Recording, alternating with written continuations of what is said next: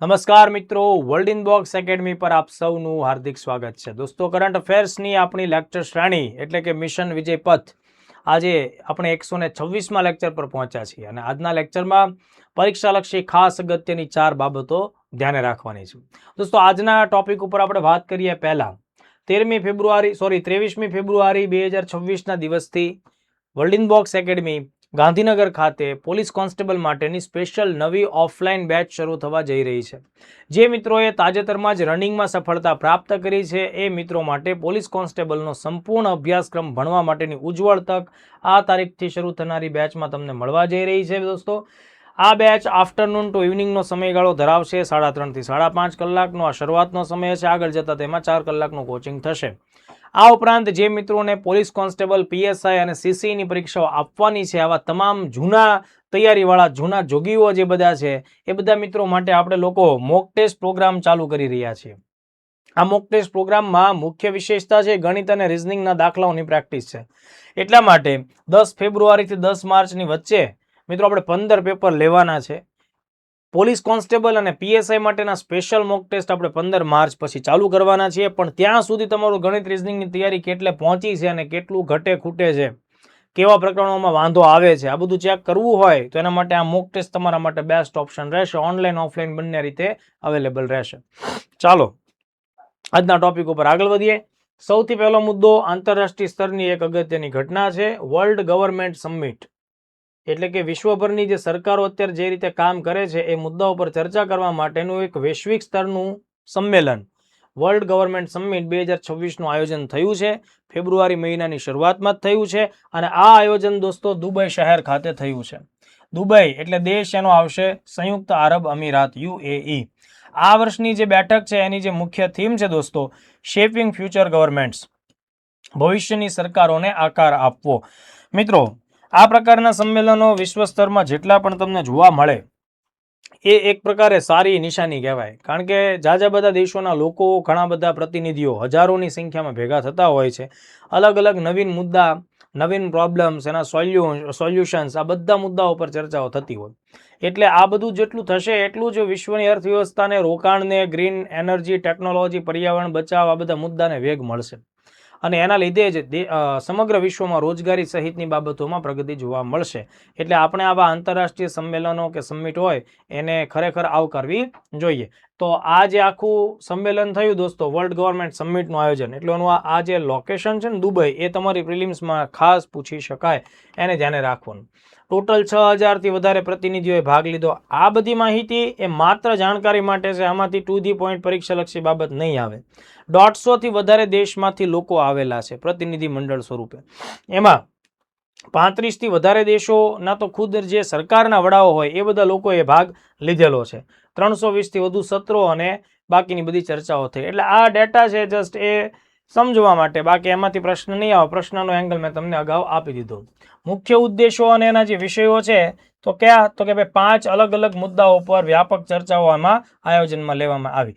Global governance અને અસરકારક નેતૃત્વ, આર્થિક સમૃદ્ધિના મુદ્દાઓ પર ચર્ચાઓ થઈ, સામાજિક સુખાકારી એની પર ચર્ચા થઈ, ટેકનોલોજી અને એઆઈ. મેં તમને અગાઉ વાત કરી છે કે હવેની બધી વાર્ષિક બેઠકો જે હોય એમાં એઆઈનો મુદ્દો અને પર્યાવરણનો મુદ્દો તો અચૂકપણે હોવાનો જ છે, કારણ કે આ બે વસ્તુ ગ્લોબલ લેવલ પર અસર કરે છે. તો આ પહેલો મુદ્દો હતો. બીજું, ફેબ્રુઆરી મહિનામાં 4મી તારીખ દર વર્ષે વિશ્વ કેન્સર દિવસ તરીકે ઉજવવામાં આવે છે. મિત્રો, આ ઘટના એવી છે કે વર્ષ 2000ની સાલમાં 2000 બરાબર, વર્ષ 2000ની સાલમાં 4મી ફેબ્રુઆરીના દિવસે યુરોપમાં ફ્રાન્સ દેશના પેરિસ ખાતે વિશ્વ કેન્સર સમિટનું આયોજન થયેલું હતું. અને એ તારીખે જે થયું હતું એટલે એના લીધે દર વર્ષે આપણે લોકો આ તારીખને વિશ્વ કેન્સર દિવસ તરીકે મનાવીએ છીએ. તો તમારે ખાસ ધ્યાન રાખવાનું છે, 4 ફેબ્રુઆરી 2026 જે કેન્સર દિવસ મનાવવામાં આવ્યો એની થીમ પરીક્ષામાં ખાસ મહત્વની છે, યુનાઇટેડ બાય યુનિક. જે સંસ્થા દ્વારા કેન્સર દિવસની ઉજવણીનું આયોજન જે થાય છે ને મિત્રો, તેણે 2025થી 2027 સુધી બરાબર 2025, 26 અને 27 લગાડ 3 વર્ષ માટે એક જ થીમ ફિક્સ કરેલી છે, યુનાઇટેડ બાય યુનિક. એટલે આ પરીક્ષામાં પૂછાય, મોસ્ટ આઈએમપી. આ બાબત તમારે ધ્યાન રાખવાનું. આ દિવસ શા માટે ઉજવીએ છીએ? તો આપણે બધા જાણીએ છીએ કે આ એક ગંભીર જીવલેણ બીમારી છે હવે કેન્સરની બીમારીની જે લડત આપણે આપતા હોઈએ, જે દર્દીઓ એના સામે એનો સામનો કરતા હોય, તો તેમાં અર્લી જેટલું ડિટેક્શન થાય એટલો જ ફાયદો થાય, બરાબર. અને સતત લાઇફસ્ટાઇલ જે રીતની બદલાય છે એના લીધે બીમારીઓ અને ગંભીરતા પણ એની ધ્યાને રાખવા જેવી છે. એટલે આ દિવસની ઉજવણીનો હેતુ એ છે કે લોકો પોતાની લાઇફસ્ટાઇલ બાબતે જાગૃત થાય અને કેન્સર બાબતે અવેર થઈ અને અર્લી જે ડિટેક્શન વગેરે હોય એ કરાવવાનું ચાલુ કરે. એટલે આ બાબત આપણે ધ્યાને રાખીએ. Union four international cancer control, બરાબર, આ જે સંસ્થા છે એ આંતરરાષ્ટ્રીય સ્તર ઉપર આ દિવસની ઉજવણીમાં મુખ્ય ભૂમિકા નિભાવે છે. કારણ મેં તમને જણાવ્યું કે આ તારીખ આપણે પસંદ કરી એની પાછળ શું કારણ છે. હવે જુઓ, સ્પર્ધાત્મક પરીક્ષાની જે ગંભીરતા હોય એને ધ્યાનમાં રાખીને બે બાબતો ધ્યાને રાખજો. વિશ્વ કેન્સર દિવસ સમગ્ર વિશ્વમાં 4 ફેબ્રુઆરીના દિવસે મનાવવામાં આવે છે. ભારત પણ આ તારીખને આ દિવસ તરીકે ઉજવે છે, એની જાગૃતિ ફેલાવે છે. પણ એમ છતાં ભારતના સ્પેશિયલ કેસમાં રાષ્ટ્રીય કેન્સર જાગૃતિ દિવસ આપણા દેશમાં 7મી નવેમ્બરના દિવસે ઉજવીએ છીએ. એટલે પરીક્ષામાં શું સવાલ પૂછાય છે એ તમારે એ રીતનો જવાબ આપવાનો છે. કેન્સર દિવસ પૂછાય તો 4 ફેબ્રુઆરી, પણ કેન્સર જાગૃતિ દિવસ પૂછાય ભારતના અનુસંધાને 7મી નવેમ્બર. આની ઉજવણી ભારતમાં જ થાય છે, આપણા દેશમાં. બીજા દેશમાં થતી હશે પણ પર્ટિક્યુલર તારીખ પ્રમાણે આપણા દેશમાં થાય છે. જ્યારે આ તારીખ છે એ સમગ્ર વિશ્વમાં મનાવવામાં આવે છે. હવે જુઓ, મેં તમને થોડા દિવસો પહેલાના એક લેક્ચરમાં એક ટોપિક ભણાવ્યો છે કે ભાઈ આપણી ગુજરાત સરકારે સ્પેશિયલ એવી મોબાઈલ મેડિકલ વાન લોન્ચ કરી છે, જેનું મુખ્ય કામ શું છે? કેન્સરનું નિદાન. કેવા વિસ્તારોમાં? તો કે ભાઈ રૂરલ અને રિમોટ એરિયા, દૂરના વિસ્તારો, પછાત વિસ્તારો, ગ્રામીણ વિસ્તારો છે ત્યાંના માણસો માટે. તો કેન્સરનું નિદાન કરવા માટે જે મેડિકલ વાન લોન્ચ કરવામાં આવી છે, જે મેં ભણાવેલું છે, એ 4 ઓપ્શનમાંથી સાચો જવાબ કયો છે એ તમારે મને કમેન્ટમાં જણાવવાનું. સંજીવની વાન છે, જીવન રથ છે, કિરણ વાન છે કે આશા વાન છે. ચાલો વધીએ આગળ. તાજેતરમાં ભારતની રક્ષા ક્ષેત્રે સંશોધન કરતી ખૂબ જ મહત્વની સંસ્થા એટલે કે defence research and development organisation DRDO દ્વારા ઓડિશાના ચાંદીપુર ખાતેના ઇન્ટિગ્રેટેડ ટેસ્ટ રેન્જ ખાતેથી SFDR ટેકનોલોજીનું સફળ પરીક્ષણ કર્યું છે. દોસ્તો, આ SFDR જે ટેકનોલોજી છે એ ખૂબ અગત્યની છે. પ્રિલિમ્સમાં એની પર સવાલો આવવાના ચાન્સ વધારે છે. તમને એવો પ્રશ્ન આવે SFDR નું પૂરું નામ જણાવો. SFDR જે ટેકનોલોજીનો વિકાસ થાય છે અને એની સફળતા મળે છે તો એ કયા પ્રકારની મિસાઇલમાં ઉપયોગમાં આવશે? આ બે એંગલમાં આપણે પ્રશ્નને ધ્યાન રાખવો પડે. તો સૌથી પહેલા DRDO નું પૂરું નામ એ લખાયેલું છે, હું બોલ્યો પણ છું, બરાબર. તો એમણે SFDR નો જે ટેસ્ટ સફળતાપૂર્વક પાર પાડ્યો. આ SFDR એટલે solid fuel ducted ramjet engine થાય, એટલે solid fuel ducted ramjet technology. Okay, અને ભારતમાં આ જે સફળતા મળી એ one kind of historical success કહેવાય. કારણ કે ઘન બળતણ ઉપર આધારિત રામજેટ એન્જિનનું જે ટેસ્ટિંગ કરવું, ઓકે, આ સામાન્ય કામ નથી.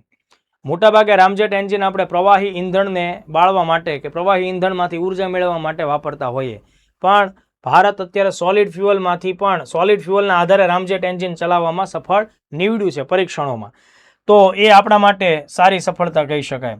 3 ફેબ્રુઆરી 2026ના દિવસે આ ટેસ્ટ થયો છે, એટલા માટે આપણે એને તાત્કાલિક ધોરણે ફેબ્રુઆરીના ફર્સ્ટ વીકમાં ભણી રહ્યા છીએ. સ્થળ હંમેશા યાદ રાખો, અત્યારના ધોરણે આપણી મિસાઇલ ટેસ્ટિંગ રેન્જ છે ઓડિશામાં આવેલી છે, ચાંદીપુર ખાતે ઇન્ટિગ્રેટેડ ટેસ્ટ રેન્જ.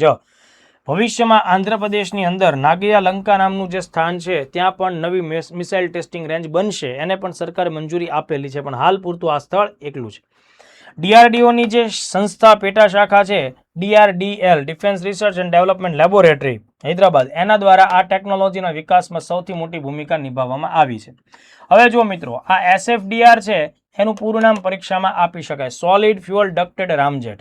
જો મિત્રો, જે જેટ એન્જિન હોય ને, જેટ એન્જિન એ હંમેશા પોતાના બળતણ એટલે કે પોતાના ફ્યુઅલ ઈંધણનું દહન કરવા માટે તેને જે ઓક્સિજનની જરૂર પડતી હોય, કારણ કે ઓક્સિજન વગર તો મોટાભાગે આ પ્રકારનું ઈંધણ શક્ય જ નથી બનવાનું, તો આ જે ઈંધણનું દહન કરવા માટે જે જરૂરી ઓક્સિજન જોઈએ એ સીધું જ હવામાં ઉડાન ભરતી વખતે જ તે હવામાંથી એબ્ઝોર્બ કરે, શોષણ કરે.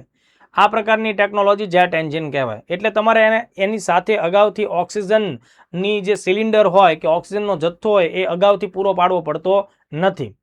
એ સીધું જ હવામાંથી બ્રીથ કરશે, હવામાંથી એ સીધો જ ઓક્સિજન ગ્રહણ કરશે અને એ ઓક્સિજન સીધો એન્જિન સુધી લઈ જશે અને જે ફ્યુઅલ સાથે એનું સંયોજન થશે અને એ પછી એનું દહન થશે. તો કહેવાનો ભાવાર્થ એમ છે કે આ SFDR જે છે એ પ્રકારની એર બ્રીથિંગ હવામાં શ્વસન ભરતી હોય એ પ્રકારની મિસાઇલ પ્રપલ્ઝન સિસ્ટમ છે. આ તમારા માટે આઈએમપી મુદ્દો થાય. મિસાઇલને આગળ વધારવા માટે, ધક્કો મારવા માટે, ઉર્જા આપવા માટેની સિસ્ટમ છે. તો સામાન્ય રીતે જે રોકેટ એન્જિન હોય, જેને ખૂબ સ્પેસમાં જવાનું હોય, દૂર સુધી જવાનું હોય, તો તેમાં બળતણ અને ઓક્સિડાઇઝર બંનેનો ઉપયોગ કરવો પડે. જ્યારે આપણે લોકો જેટ એન્જિન વાપરતા હોઈએ તો જેટ એન્જિન ધરાવતી જે કોઈ મિસાઇલ હોય એ જ્યારે ગતિ કરે છે ત્યારે હવામાંથી સીધો ઓક્સિજન ગ્રહણ કરે છે. અગાઉથી તમારો ઓક્સિડાઇઝર આપવાનો નથી. આ એની કાર્ય પદ્ધતિ. બની શકે કે આ કાર્ય પદ્ધતિ તમને લોકોને 1-2ની પ્રિલિમ્સમાં આવી શકે. હવે જુઓ, આ SFDR છે એમાં મુખ્ય ઇંધણ તરીકે બોરોનનો પાવડર વાપરવામાં આવે છે. બોરોન જે ખનિજ છે, ધાતુ છે, તમે ભણતા હો તો બોરોન આધારિત ઘન બળતણનો ઉપયોગ થાય. આ સિસ્ટમનો ઉપયોગ કરવાથી સારી એવી સ્પીડ આપણને મળવાની થશે. હવે જુઓ, આ SFDR ટેકનોલોજી અત્યારે જે ટેસ્ટ કરી સફળતા મળી એનો સૌથી મોટો ફાયદો ક્યાં થશે? હવાથી હવામાં પ્રહાર કરતી લાંબા અંતરોની મિસાઇલ જે ભવિષ્યમાં વિકસિત થશે એના માટે આ એન્જિન, આ ટેકનોલોજી SFDR વાપરવામાં આવશે. એટલે તમને આ જે સવાલ પૂછાય ને, આ સૌથી આઈએમપી મુદ્દો થાય કે ભાઈ DRDOએ આ ટેકનોલોજી વિકસિત કરી છે મિત્રો, તો આ DRDOની ટેકનોલોજી કેવા પ્રકારની મિસાઇલમાં વાપરવામાં આવશે? Long range air to air missile. તો long range air to air મિસાઇલમાં અત્યારે આપણે કઈ મિસાઇલ ઉપર ડેવલપમેન્ટ કરી રહ્યા છીએ? Astra Mach 3, Astra Mach 3. Astra Mach 3 મિત્રો 340 કિલોમીટરની એની પ્રહાર ક્ષમતા હોવાની છે જ્યારે ઇન ફ્યુચર બનશે ત્યારે. તો અસ્ત્ર મેક 3 છે મિત્રો, એને ગાંડીવ મિસાઇલના હુલામણા નામથી પણ ઓળખવામાં આવે. એનું બીજું નામ શું છે? ગાંડીવ. અસ્ત્ર મેક 3. તો આ બને ને, આ સ્વદેશી બને છે એટલા માટે આપણે SFDR આમાં જોડવાના છીએ. હવે આનાથી તેની રેન્જ તો જળવાવાની છે, સ્પીડ આપણને ખૂબ સારી મળશે. 2 થી લઈને 3.8 મેકની ઝડપથી આ મિસાઇલ ગતિ કરશે. તો આ મેક શબ્દ છે એ અતિશય ઝડપથી ઉડતી જે કોઈ સિસ્ટમ હોય, જેમ કે એરક્રાફ્ટ છે, મિસાઇલ છે, એમની સ્પીડ માપવા માટેનો એકમ છે. બરાબર, ચાલો વધીએ આગળ. તો નેક્સ્ટ મુદ્દો છે એ છે સમૃદ્ધ નામનો એક કાર્યક્રમ. સમૃદ્ધ, SMRIDH, સમૃદ્ધ પ્રોગ્રામ. દોસ્તો, તમારી પ્રિલિમ્સ પરીક્ષાઓમાં અને ક્લાસ 3 સહિતની બધી પરીક્ષાઓમાં સરકારના કાર્યક્રમો અને યોજનાઓનું વિશેષ મહત્વ છે અને હવે તો એ રીતસરનું પૂછાવાનું જ છે. એટલે આપણે દરેક લેક્ચરમાં એવો પ્રયત્ન કરતા રહેવાનો કે ભાઈ ચર્ચામાં હોય એવી કોઈ યોજના કે એવો કોઈ કાર્યક્રમ હોય તો એના વિશે પણ આપણે સરસ ટૂંકી પરીક્ષાલક્ષી ટુ ધી પોઈન્ટ ચર્ચા કરી લઈએ. દાખલા તરીકે તમને જુઓ, આવા ટોપિકમાં સમૃદ્ધ યોજના છે ને, એમાં એવો જ સવાલ આવે કે ભાઈ આ સમૃદ્ધ નામનો કાર્યક્રમ કે યોજના કે જે પહેલ છે એ કયા મંત્રાલય સાથે અથવા તો કયા વર્ગ સાથે, કોની સાથે ટૂંકમાં જોડાયેલી છે? વધારે ડિટેલ માહિતી એમાંથી આપે નહીં, પણ છતાં એક વિદ્યાર્થી તરીકે આપણો આગ્રહ એવો હોય કે આપણે થોડુંક વ્યવસ્થિત બધું ભણવું જોઈએ અને ધ્યાને રાખવું જોઈએ. એટલે આપણે એના બેઝિક વાતો ધ્યાને રાખીએ. જેમ કે આ 2021માં આ કાર્યક્રમ શરૂ કરવામાં આવ્યો. તો આ સમૃદ્ધ કાર્યક્રમ કોના માટે છે? તો કે ભાઈ આઈટી કંપનીઓ જે હોય ને એના માટે છે. આઈટી કંપનીમાં જે નવી કંપનીઓ હોય જેને આપણે સ્ટાર્ટઅપ કહીએ છીએ અને એમના કોઈ સોફ્ટવેર કે કોઈ મોબાઈલ એપ્લિકેશન કે એવી કોઈ પણ કોમ્પ્યુટર આધારિત સિસ્ટમ છે, એના ડેવલપમેન્ટમાં એમાં સુધારા વધારા કરવા માટે થઈ અને સરકાર એને ફંડિંગ આપે છે. હવે સરકાર ડાયરેક્ટલી કંપનીને ફંડિંગ નહીં આપે. કંપનીએ એના માટે શું કરવાનું છે મિત્રો?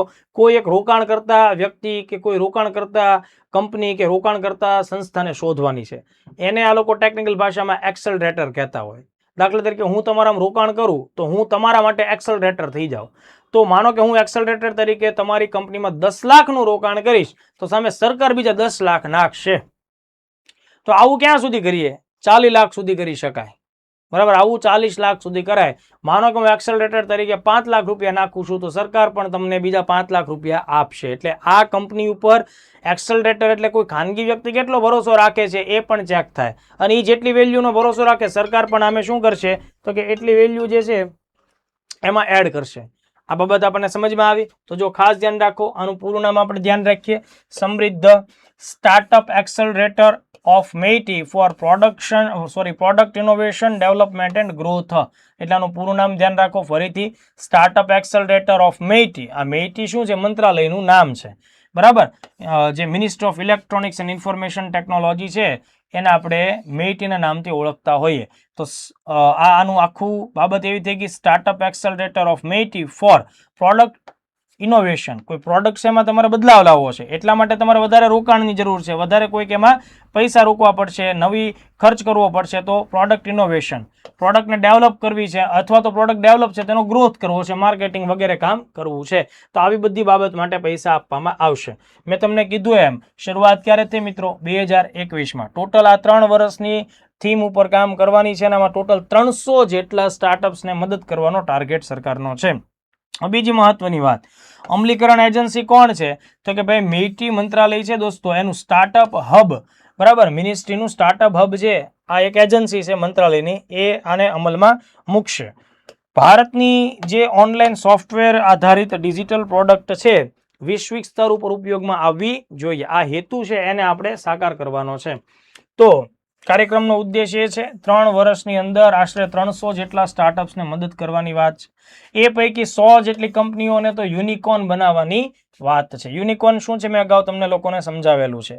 આના માટે તમારે એક એક્સેલરેટર ગોતવાનો છે અને 40 લાખ સુધીનું સરકાર રોકાણ કરી દેશે. તો આટલા મુદ્દા આપણા લોકો માટે ખાસ જરૂરી છે.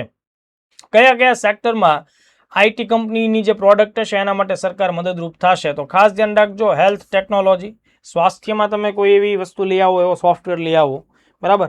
એગ્રી એટલે શિક્ષણ, ખેતી કામગીરી, એજ્યુટેક એટલે શિક્ષણ, ફિનટેક એટલે ફાઇનાન્શિયલ ટ્રાન્ઝેક્શન્સ, ઓનલાઈન જે આપણે કેમ ગૂગલ પે વગેરે કરીએ છીએ, તો એ ટેકનોલોજીથી લેવડ દેવડનું કામ કેવું થઈ ગયું? એકદમ સરળ થઈ ગયું, તો એને ફિનટેક કહી શકાય. અને સોફ્ટવેર એઝ એ સર્વિસ એટલે SaaS, software as a service. દાખલા તરીકે આધારની સર્વિસ છે, બરાબર, ફિંગરપ્રિન્ટ વગેરે મૂકીએ છીએ તો એ સોફ્ટવેર જ છે, પણ એક ચોક્કસ પ્રકારની સર્વિસ સ્વરૂપે આપણને મળી રહ્યો છે. તો આ બધી બાબતો તમારા લોકોએ ખાસ ધ્યાને રાખવા જોઈએ. હવે હું તમને એક નાનો તફાવત આપી દઉં. જ્યારે પરીક્ષામાં તમે આવો કંઈક શબ્દ ભાળી જાઓ ને, સમૃદ્ધ કે સમૃદ્ધ યોજના, તો તમારે કહી દેવાનું કે આ આઈટી અને સોફ્ટવેર સ્ટાર્ટઅપ્સ માટે સરકારની યોજના છે. પણ આના જ નામ સાથે કંઈક ને કંઈક તમને નજીકનું લાગે એવો એક બીજી યોજના પણ છે, સમર્થ. તો સમર્થ નામની કેન્દ્ર સરકારની જે યોજના છે એ કાપડ ઉદ્યોગ ક્ષેત્રે જોડાયેલી છે, ટેક્સટાઇલ ક્ષેત્રે કૌશલ્ય વિકાસ, એમાં તમે કંઈક નવીનીકરણ કરવા માંગો તો તમારે સમર્થ યોજના અંતર્ગત લાભ મળે. એટલે પ્રિલિમ્સ માટે આ બંને સમજવું બહુ જરૂરી છે. સમૃદ્ધ કેન્દ્ર સરકારની સમૃદ્ધ યોજના છે એ આઈટી અને સોફ્ટવેર માટે મેઇટી મંત્રાલય હેન્ડલ કરે.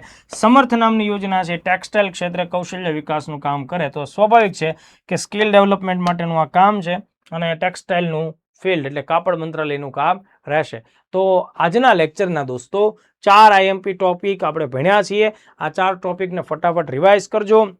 વધારે લાંબો સમય આપણે લેક્ચર્સ નથી ચલાવતા હોતા, બહુ ઓછા સમય માટે મળતા હોઈએ છીએ. 20-25 મિનિટનો એવરેજ લેક્ચર રાખીએ. હા, ક્યારેક બહુ મોટા મુદ્દાઓ, ઝાઝા મુદ્દાઓ ભેગા થાય ત્યારે આપણે 30, 40, 45 મિનિટ સુધીનો લેક્ચર જતો હોય, પણ એ ક્યારે હોય? રેર કેસમાં હોય, બરાબર. જો છેલ્લા લગાતાર ઘણા લાંબા સમયથી ડેઇલી સવારે 8 વાગે આપણો લેક્ચર અપલોડ થઈ રહ્યો છે. તમે લોકો નિયમિતતાપૂર્વક એની સાથે કનેક્ટ રહેજો. કરંટ અફેર્સ છેલ્લે ક્યારેય થશે નહીં. કરંટ અફેર્સનું માત્ર છેલ્લે રિવિઝન થાય. રોજના 5 ટોપિક કમ્પલસરી કરવા એવો તમારો આગ્રહ રાખવો જરૂરી છે. ચાલો મળીએ. જય હિન્દ, જય ભારત.